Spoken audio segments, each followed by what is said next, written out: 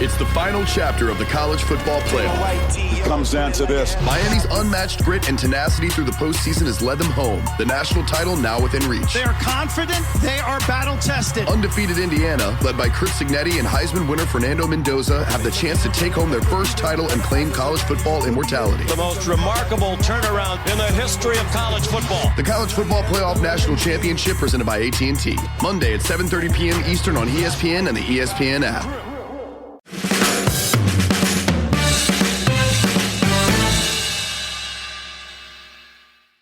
Welcome to the Tactics Show from No Question About That. I met with Daniel and Dharnish today. How's it going, chaps? Hello. Yeah, good. Very good. If you haven't called this one before, because we're opening this up for non-backers, I asked the backers if that was okay, and so they are subsidizing your viewing, folks. Say thank you. Or become a backer. Yeah, or become a backer, even better. You will get other stuff instead. Yeah, so we decided to open this up. Seems like it's good content. People like it. Why not let the masses enjoy it? So typically we do about half an hour on the past game, looking at tactics where United have done well. That's about 3%. That's the quick bit. Pod. Yep. Where United have absolutely fucked it. That's the rest of the pod. Dharnish, you may know from various places. Where are you active these days, Dharnish? Everywhere. You may have seen him everywhere. I'm like Will Smith. I'm everywhere. Very good. PaddyPower.com. Brian McClare. I'm not on PaddyPower.com. He's there. He's every fucking where. Dharnish Iqbal. No, it doesn't quite scan. I do have a variation on that, though. Do you? Goes, Go on. Yeah. He's cool. He's thin. He'll kick your telly in. Murim. Yeah, that's pretty good, actually. That's all right. You're mad.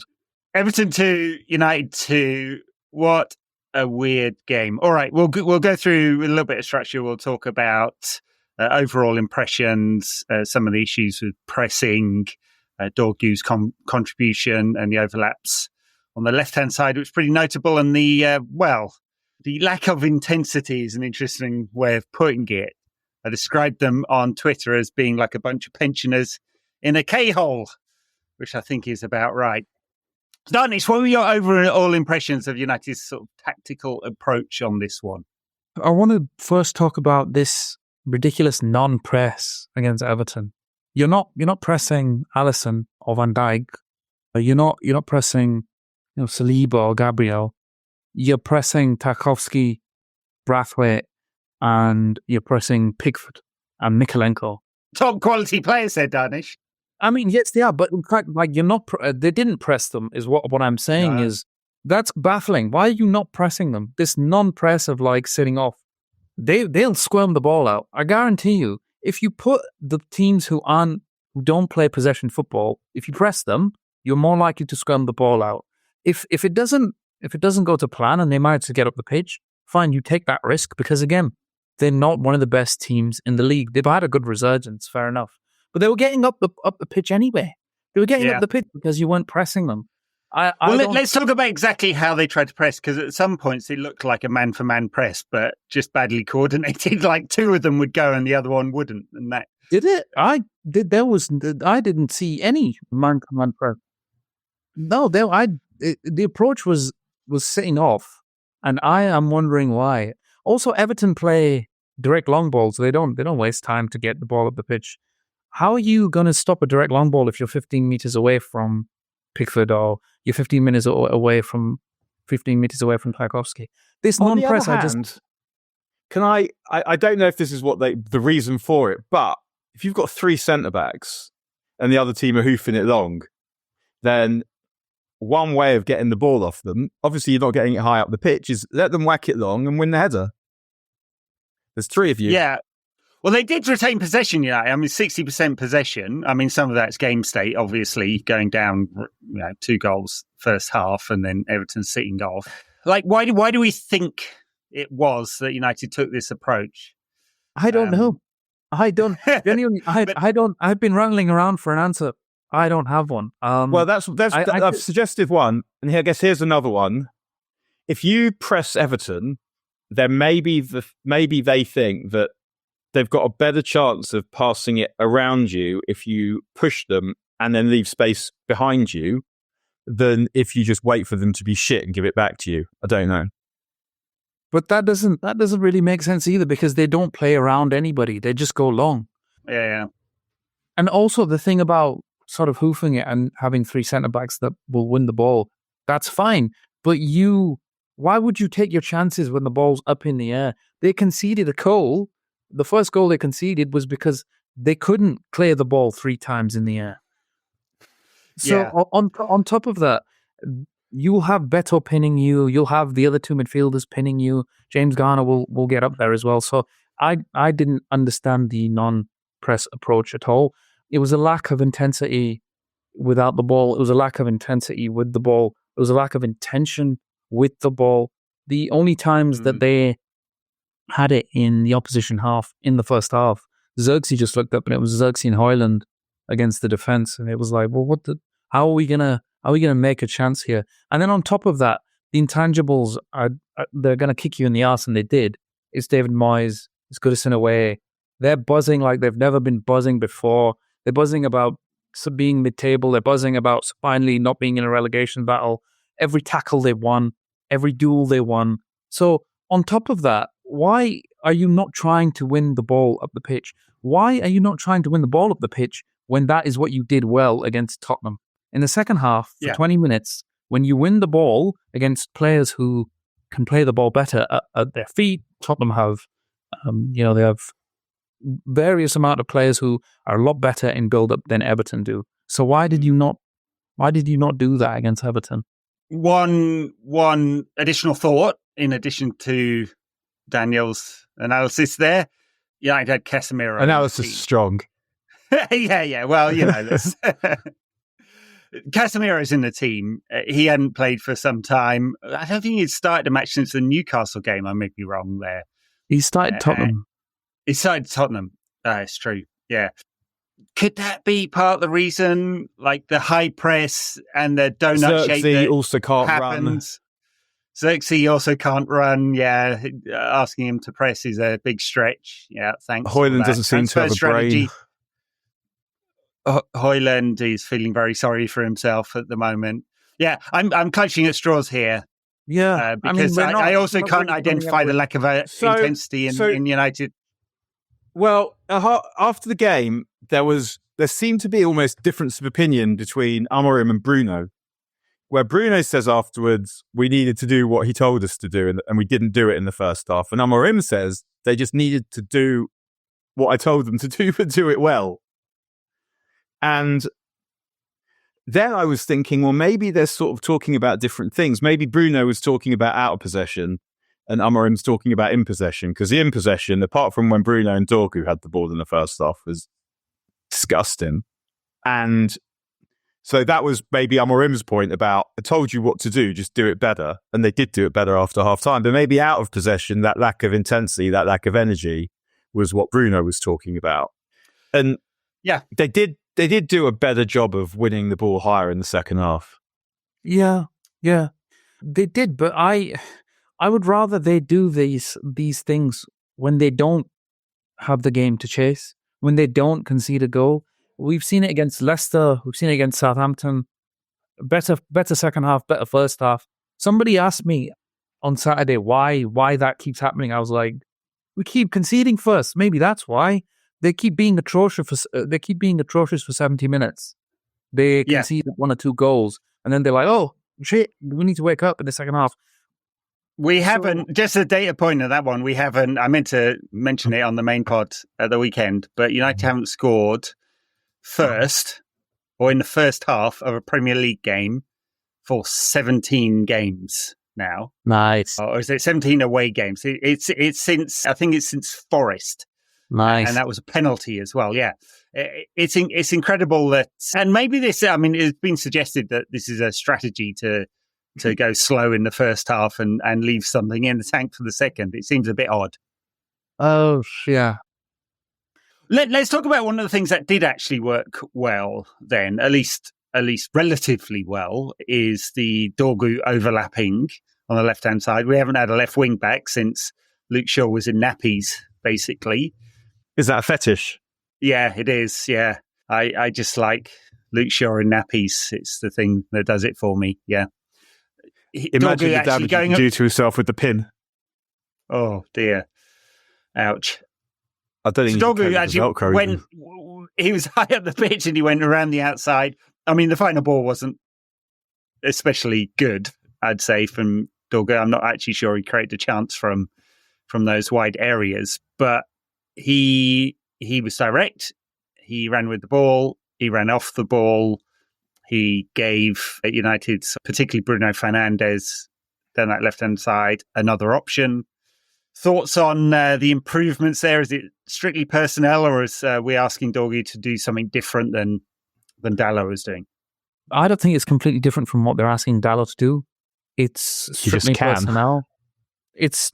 And we'll come back to that in a second. This whole can thing, but that's finally what you want to see from this system.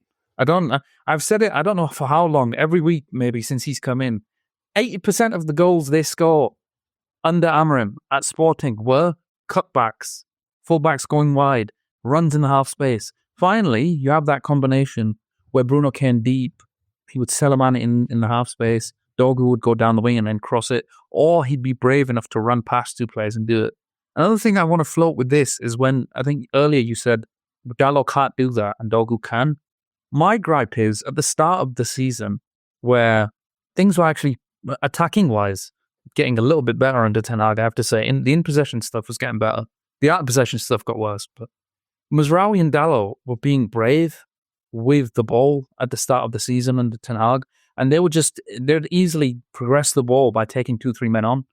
I don't know why we haven't seen that from either of them when they play at fullback, because they can do that. It must have. They did it under a manager who was performing worse under United. But Dorgu at the moment is probably, I think, the only thing to be positive about the club with Diallo out.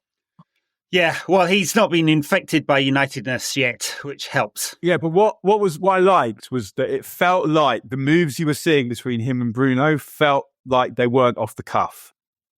It felt like Bruno knows where Dorgu's going to be, and Dorgu's running because he knows that Bruno's going to give him the ball. It didn't feel like they were making it up as they went along, and part of football should be make it up as you go along, and we have that kind of grey area between this very prescribed way of playing and this very off-the-cuff way of playing. And in the wilderness years, United have been most of the time, or definitely in the last sort of decade, post Bancal Mourinho, very off-the-cuff. And Mourinho is also quite off-the-cuff in attacking areas, more or less. Like, this is how you defend, and then when you go forward, you guys find something to do. But it felt like the combinations between Dorgu and Bruno were people doing things that it felt like they discussed or practiced, which is quite a quaint notion when it comes to these dickheads, really. But it felt like watching it, I felt like Bruno, I'm sure he's raging about the way this performance is going, but having someone be where they're meant to be and someone who's available for the pass, and then when he gets the ball, has the physical strength to hang on to it, I felt like Bruno must be appreciating that. Yeah, I mean, isn't that part of the point? You move to Amorim, very systems-focused coach. We should be getting systems-focused goals, not just relying on Bruno banging one in from 30 yards. I mean, it is what we've asked for. It's not exactly what we're getting. You know who else also assisted from a cutback this weekend? Marcus Rashford. Just to note the irony in that one. Minor irony. Since we paid for Dorgu with offloading Marcus Rashford. Yeah, I mean, it is a thing to be positive about. I mean, not only the tactical side of Dorgu having a left foot and being able to take defenders away by doing those overlapping runs, but his physicality as well, which is less of a tactical thing, but he can move. Yeah. And on that point, what you say about having a left foot, it's not just the fact that he's got a left foot; it's that he's also got a right foot. So that gives him options when he's on the ball, because he can. It is not just going to do one thing. Whereas when Dalot, who's been in that position, this isn't totally his fault. He's playing out of position, but you know that Dalot is not going to take anyone on the outside. And even if you only have the ability to hint that you might take someone on the outside, the defender knows that it's possible. And I feel like we've now got that with Dorgu. And when we get someone to play on the right in the summer, as presumably we will, and assuming for a second that it's Kenda, it's also someone that can go both ways. But then you have wide players that can swap. And all of a sudden, your ability to threaten is different. Like you've got the whole width of the pitch, and you've got each kind of lane within the width of the pitch, because you've got players who are versatile, who don't have just one thing that they're good at doing.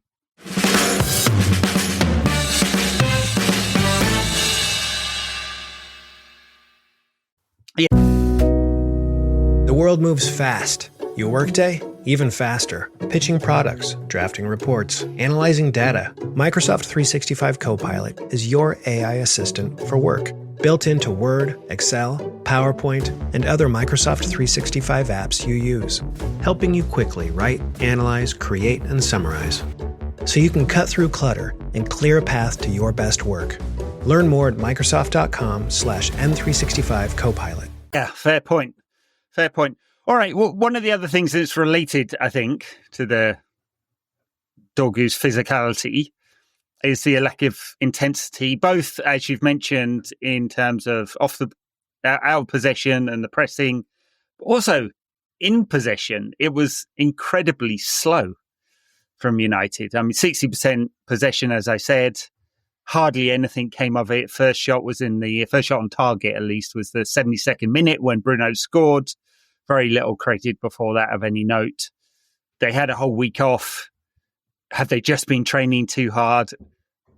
Why did it feel like this was their 63rd game of the season and they'd just played 4 games over Christmas or something?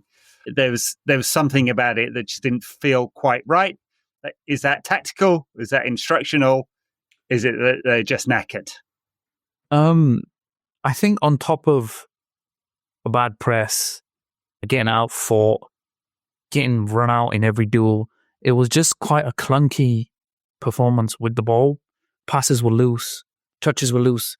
But if we talk about the tactics, there were times where they'd pass it around the back three. He'd go to like the wide fullback.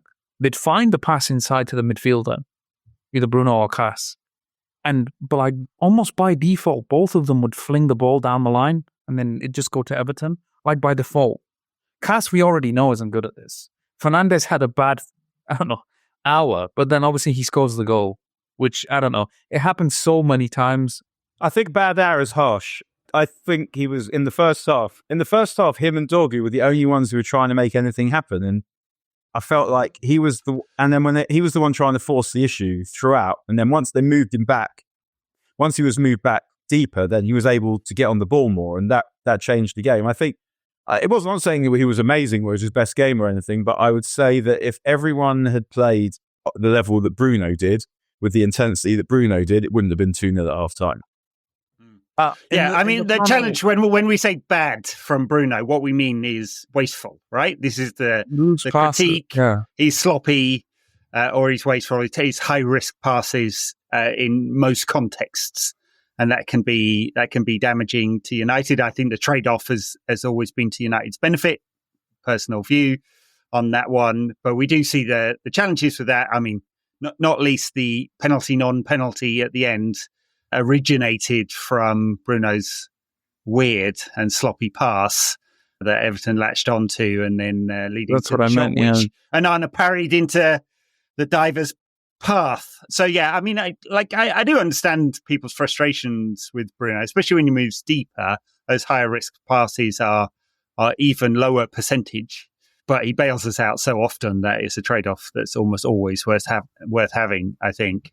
Yeah, but around the you mentioned the back three, passing between themselves and trying to find the pass into midfield. Mm-hmm. Like, how much has United's ability to do that has been damaged by Martinez not being there? I mean, we had De Ligt on the right, or some left, Mazraoui right, Maguire in the middle. 2 of the 3 can't pass the ball, at least not at any speed. Is United's ability to build up severely impacted by Martinez's injury? Maybe that's an obvious question. It is. I feel like Mazraoui can pass out of the 3, and Maguire can as well. But why? Maguire can just slowly. But I feel like his line breakers are still very good. It's not. I just don't understand why he's the central centre back. The central centre back is the one that he plays like the central centre back under Amorim for some reason at United is playing outside the penalty area a little bit further to the goalkeeper. They're never going to pass to him because he's always marked. He's kind of just there to keep a player there. You can't have that being Maguire. For me, you can't. Just because he's the only one out of the three who can find that pass wide to the fullback, can do line breakers in the middle, and you need him He either can left hit or diagonals right. occasionally as well, Maguire. Yeah, he can. He's passing wise, out of all the centre backs that are fit now, he's by far the best.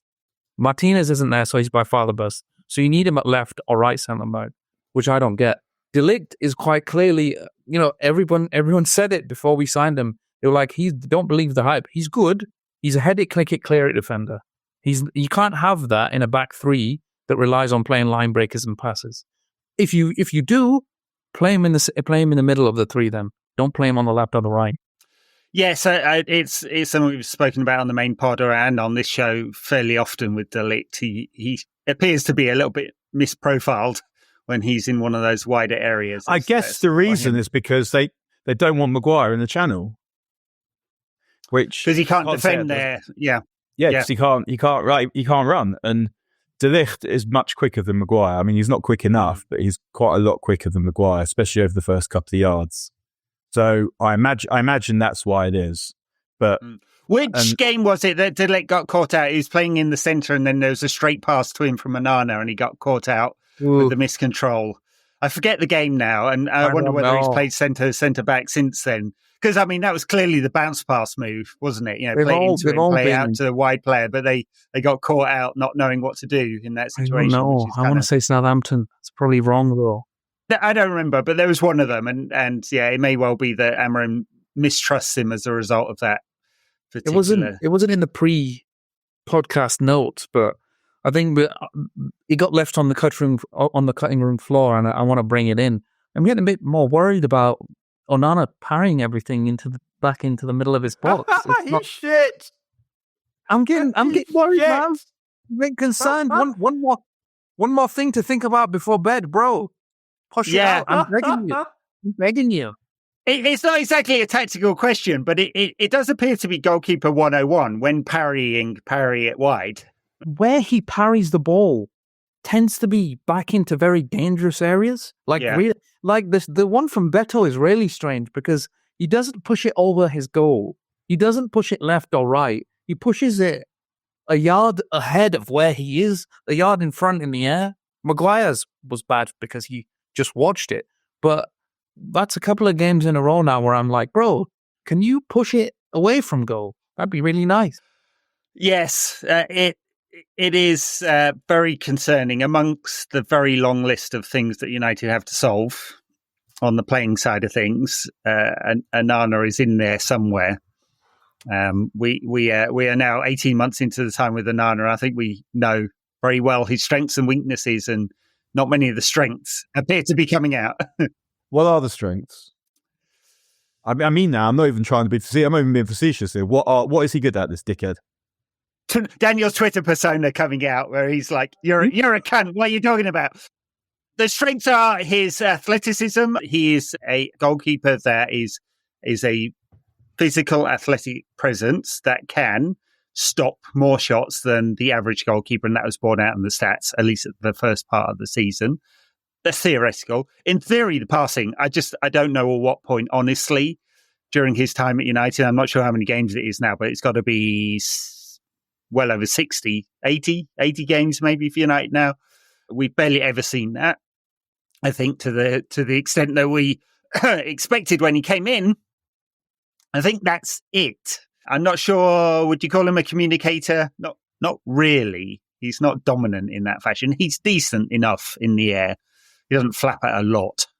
Have I missed anything on the strengths? That's about it. So I would say, to me, the only thing I would say he's all right at is those very quick reaction stops. They're the ones that are straight at him that he manages to get rid of, that other keepers, maybe they wouldn't get their hands there in time. I think he's quite good at those. Otherwise, I don't think he's good at anything. I think he's shit. Sorry. Good hair. Good hair. Yeah, it's all right. Yeah, nice hair. I think you get 4 months of him being a really good keeper, like 3 or 4 months of him being a fantastic keeper, and you go, people are sleeping on Onana. Onana's very good. He's a really good signing. And then he'll make a mistake, and then you go, never mind. And then you get 3 or 4 more months, and then you get another mistake. But lately, his parrying has been quite bad. Yeah, the shovels out straight back into play are just quite anger-inducing. Like, if you played with him, you would fucking despise him. Yeah. Bloody hell. There was that one throw against Spurs as well, right at the end of the game, remember? It was a counter-attack. And he just threw it to another Spurs player. And then Xerxes had to, I think, foul him. And they were like, what are you doing, mate? It's not... You He's can't... no Peter Schmeichel. Yeah. All right? We got a laundry list of problems. People are losing their goddamn jobs. People are having soup and sandwiches for lunch, Onana. Don't you start acting up. Fruit now. Oh, it's become fruit. Cut. I think it's because they cut the lunches. It's fruit now. Awesome. His annual PSR cost is about 11 million, and so United would have to sell for 33 around about in order to not take a PSR impairment charge. Someone would probably pay 30 million for Andre Onana if United wanted to do a deal there. I don't know. It's a difficult one. I think it's quite a long way down the list. No, so I think he's made it the case, and this is one of the reasons I don't like him, is that it feels like he's made it necessary for us to buy a keeper this year. I would be prepared to accept a slightly crap keeper because in order to spend the money replacing other players, but actually getting a goalkeeper that can stop the ball going in the goal, because it's now at the point where he's at fault for goals regularly. And you can't tolerate that if you're trying to be a good football team. I don't want to spend the money on the goalkeeper next summer, but I feel like we have to because this guy is nonsense. Yeah, it's going to be a challenging one because, I mean, in order, like, let's imagine that Amorim doesn't completely shit the bed and doesn't get sacked because, like, the world in which that happens. Or just say I can't, or resign. I don't think he's going to get fired, but I think it's more likely he'll say, do you know what? No. Yeah. So let's imagine a world in which that doesn't happen, and we go into next season with Amorim still in charge. Let's just assume that that's the case because it's a very dark world if that is not the case. We are likely looking at a wide centre back, right? A right wing back, at least one, maybe 2 midfielders because the club give anything to be able to get rid of Casemiro. It's a very difficult financial calculation. And Eriksen is going to be off on a free, and they absolutely need a striker who can score goals. That's 5 deals they kind of absolutely have to do, and all on 0 net spend around about. Let's assume there's a bit more than that, but not far off 0 net spend. And the net being we are going to take 25 million for Sancho, about net even on PSR. 40 million for Marcus Rashford if he does well. We hope. They may think about Josh Xerxes as a sale, and there's a whole bunch of people out of contract as well, so that nets it out. It's really hard getting a keeper in that scenario, but maybe one we need to do. Yeah. Give Bayandera on. Yeah, he'll be off too. He never plays. He's also injured at the moment. That's why we had 2 keepers on the bench at the weekend. All right, Ipswich, before we close out, Ipswich on Wednesday night. Kieran McKenna, 5-3-2, 4-2-3-1. Seems to have switched between them. Can't score any goals. Shipping goals for fun. Quite surely a team, Dharnish, that we can score against. Surely. I hope so. Amorim's first game was quite. I know that we drew, but that was one game. If you wanted to highlight why Onana was good, Onana basically saved us in that game. Should have lost, and I think it was after that one where he was like, "I'm not playing Casemiro and Eriksen again unless I absolutely have to," which he did against Newcastle. Yeah, and then that was like I'm never doing this again for sure now. But they were good in their press in that first game. We did find some gaps, I will admit. And that we haven't found gaps since. I can't tell whether that's because the players are so have lost confidence now. But at Old Trafford, there should be one game where you pick up 3 points and get as close to the end of the season as possible. I'm sorry. I'm close to my wit's end. I'm sick of watching this team. I'm sick of watching this team not do anything different. It's the intensity that really worried me against Everton. You should still be going 100%. It's a big worry. Yeah. It's hard to forgive that, isn't it? And again, not strictly speaking a tactical question, unless it's instruction from Amorim to not bother. Doesn't seem like it would be, but it's hard to forgive. Like, you can be really crap players, and these are not crap players. I mean, they're crap in a Manchester United context, but they are all professional footballers who've done well elsewhere. It's hard to forgive what feels like a lack of effort. Again, quite reductive as analysis, but like, what other conclusion could you come to after that first half? I think that it's not intensity and effort aren't quite the same thing, because when we talk about intensity, we're not talking just about how far you run or how fast you run. It's when you do it and whether there's a belief in what you're doing, and that when you do it, it's going to work, so that there are people backing you up. So it's not exactly just. I wouldn't just say they're not trying. I think that there's something about United that is enervating to begin with. That just something about the current situation is just sapping them of energy in some way. Yeah, and the whole. If you look at the transformation of Liverpool from Klopp to Slot, they're both intense, but intense in different ways. Slot is bursts of energy, either with the ball when they slow, fast, and that happens all of the time, or without the ball, they are still pretty intense, although they will drop to a mid-block quicker than Klopp's team ever did. Klopp's team, heavy metal all of the time.